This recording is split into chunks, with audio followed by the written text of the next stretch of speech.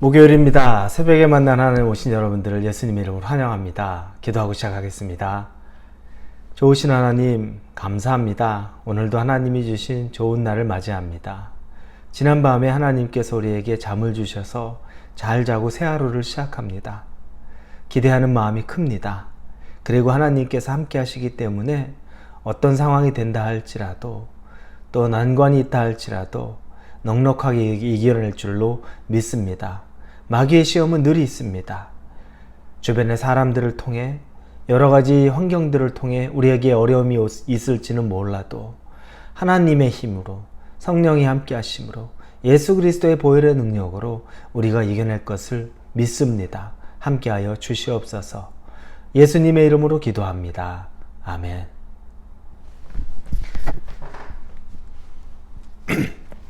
오늘 말씀은 로마서입니다. 로마서 7장 7절부터 13절까지의 말씀입니다. 로마서 7장 7절부터 13절입니다. 찾으셨으면 우리 7장 7절부터 같이 읽겠습니다. 그런즉 우리가 무슨 말을 하리요? 율법이 죄냐? 그럴 수 없느니라.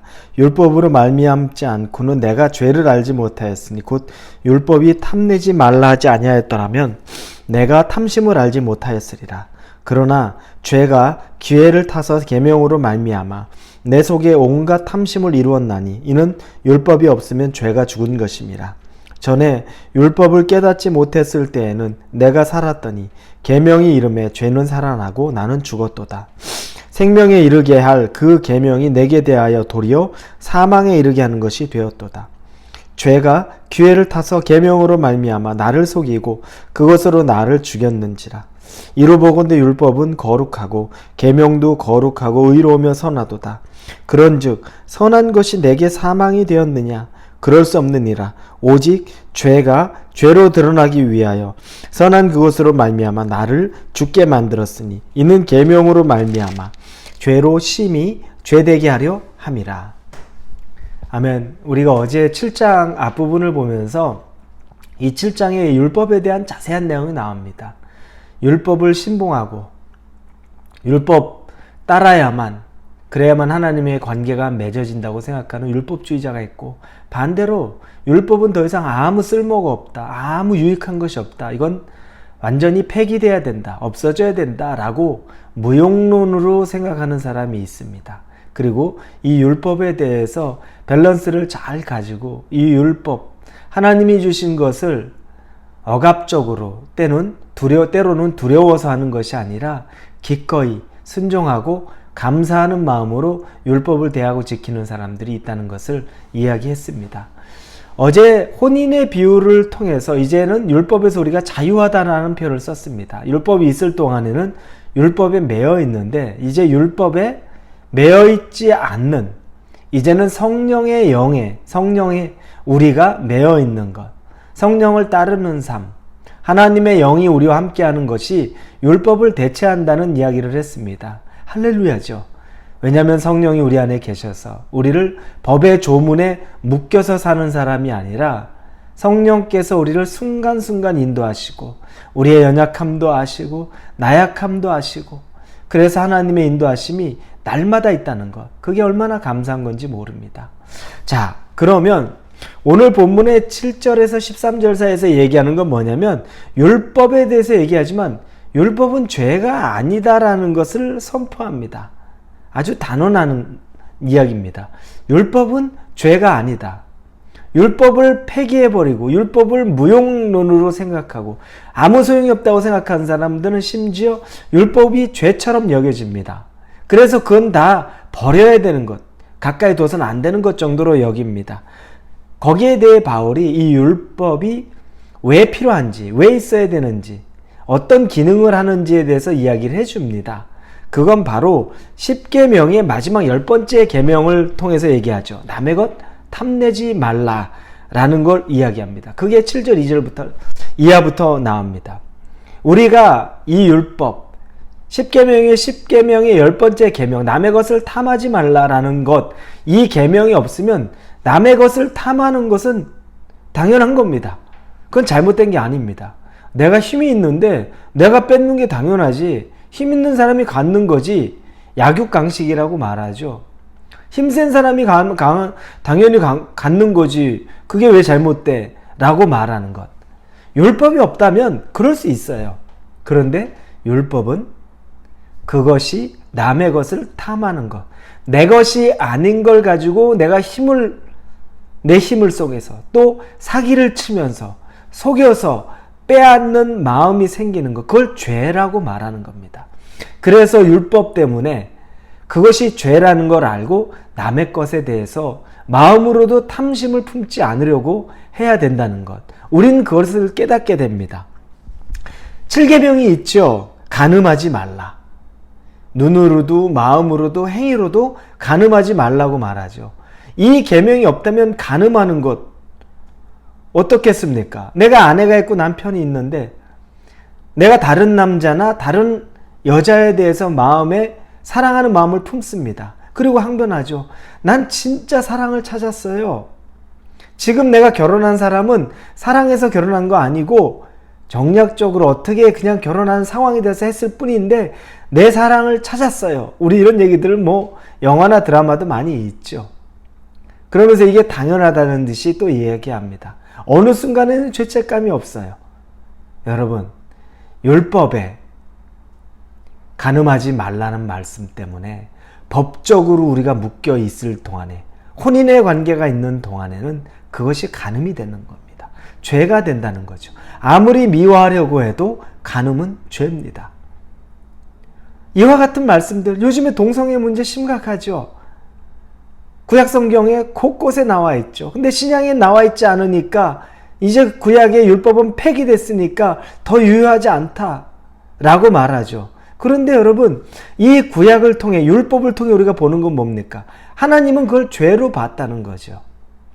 요즘에는 그걸 가지고 사생활이다, 개인의 취향이다 라고 정도로 보지만 하나님의 법을 비춰볼 때 그게 죄라는 것을 보여준다는 겁니다. 이런 것들 너무너무 많이 있죠. 율법의 기능은 죄를 드러내는 겁니다.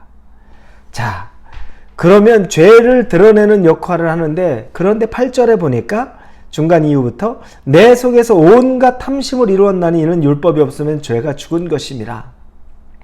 그런데 율법이 죄를 드러내는 좋은 역할을 했는데 율법이 우리 안에 오히려 탐심을 가득하게 했다는 겁니다. 뭐냐면 쉽게 말하면 하지 말라 그러면 우리가 더 하고 싶은 마음들이 있죠. 나쁜 짓 하지 말라고 얘기하면 더 하고 싶어요. 어린아이들에게 너 절대 술 마시면 안 돼, 마약하면 안 돼 이런 얘기하면 호기심은 더 강해집니다. 이와 비슷한 거예요. 우리가 때로 가다가 보면 이 땅 위를 기어가고 있는 이런 조그마한 곤충 같은 게 있어요. 그런데 생명체니까 죽이지 않는 것이 옳죠. 어떤 생명체도 왜 가볍게 여깁니까? 그런데 그 생명체를 그냥 죽이고 싶은 마음이 들어요. 그거 하지 말라니까 하고 싶은 마음이 들어요. 담장 넘지 말라니까 담장 넘고 싶어요. 사유지니까 지나가지 마세요 하니까 그 길로 가고 싶어요. 이런 마음들이 우리 안에 있다는 겁니다. 여러분, 그래서 율법이 우리 안에 죄를 분별하게 하지만 우리 안에 탐심도 들게 하고 우리 안에 유혹도 들게 하는 것이라는 거죠. 자, 그러면 율법이 우리를 죽음으로 인도하는 걸까요? 이 율법이 없으면 그런 탐심도 안 들 거 아니에요? 아니요. 이제부터 중요한 겁니다. 율법이 우리를 죽음으로 인도하는 것이 아니라 죄가 우리를 죽음으로 인도하는 겁니다. 이걸 구분할 줄 알아야 됩니다.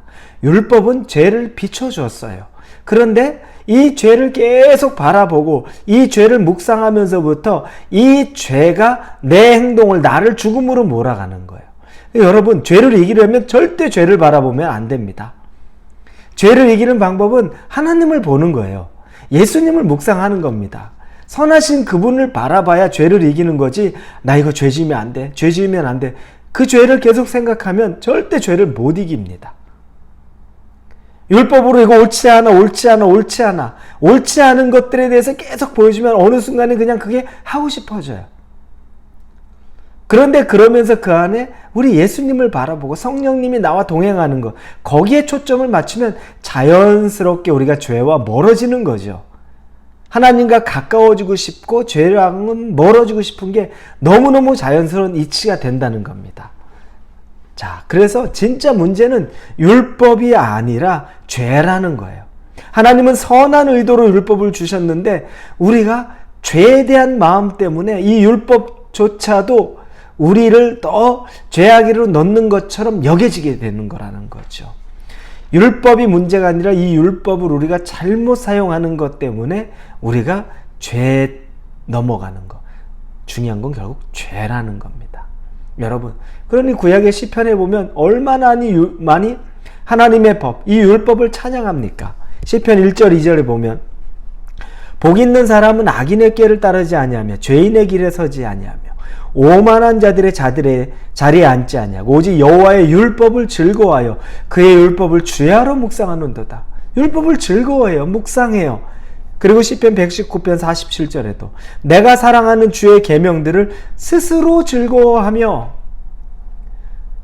죄에 대한 문제에서 내가 하나님과 가까워지기 시작하는 순간에는 이 말씀도 달고 오묘하다는 거죠. 그래서 찬양에 달고 오묘한 그 말씀, 생명의 말씀, 이런 찬양들이 있는 겁니다. 죄가 나를 주장하지 못하게 내가 하나님과의 관계를 맺는 순간에 이 율법이라고 말하는 말씀들도 내게 아주 달고 기쁘고 즐거운 것이 되는 겁니다. 여러분, 순서가 바뀌면 안 됩니다. 율법을 통해서 은혜를 찾으려고 하지 마시고 하나님의 은혜 안에 여러분이 머물기 위해 오직 예수님을 바라보십시오. 성령을 구하십시오. 그러면 그 안에 하나님의 말씀의 법도 내 안에 기쁨으로 다가오고 기꺼이 자원하고 순종하는 마음으로 그 말씀을 따라가고 싶다는 것. 여러분이 그 삶을 사실 수 있기를 예수님의 이름으로 축원합니다. 기도합니다. 말씀대로 살고 싶습니다. 그러나 율법을 억지로 따라가는 삶이 아니라 하나님에 대한 감사와 기쁨의 마음으로 그 율법의 말씀을, 계명들을 기뻐하고 즐거워하게 하여 주옵소서. 예수님의 이름으로 기도합니다. 아멘.